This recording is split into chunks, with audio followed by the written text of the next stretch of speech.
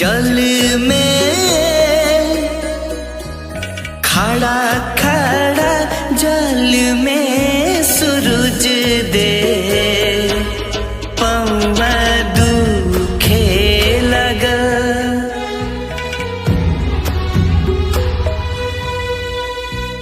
तिहिना दरस हाली हाली उठवा सूखे लगा।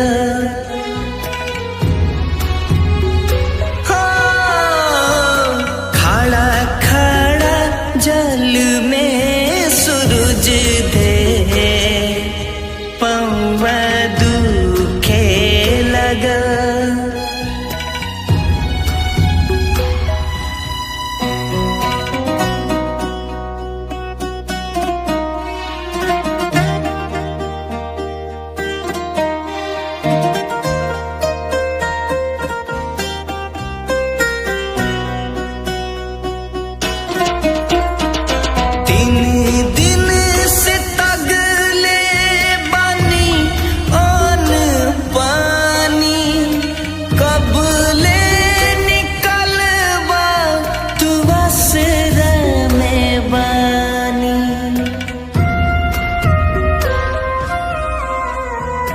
करीना दया अब छठ महारानी कठिन बरतिया पूरा करतानी।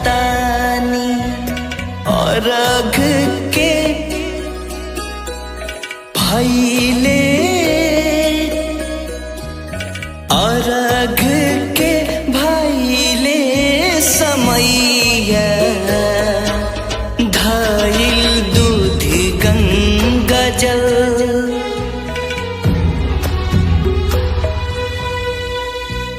तिहिना दरस हाली हाली उठवा सूखे लगल।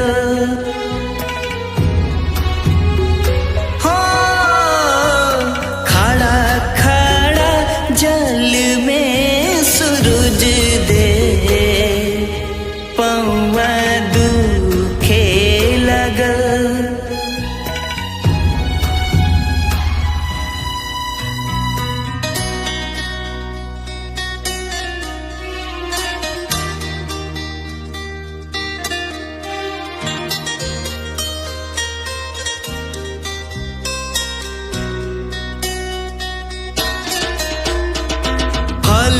कल सुपवा से भरल दौरिया हथवा में जल ले कपता शरीरिया।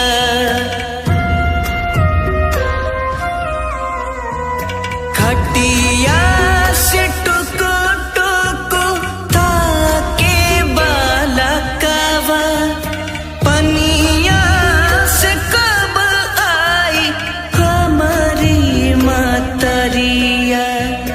आकाश विकास पारे आकाश विकास पारे पैया भाव तोह में जगल।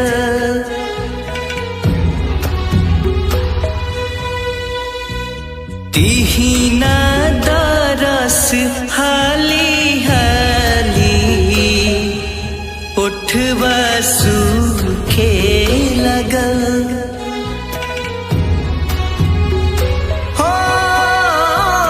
खड़ा खड़ा जल में सूरज दे पौ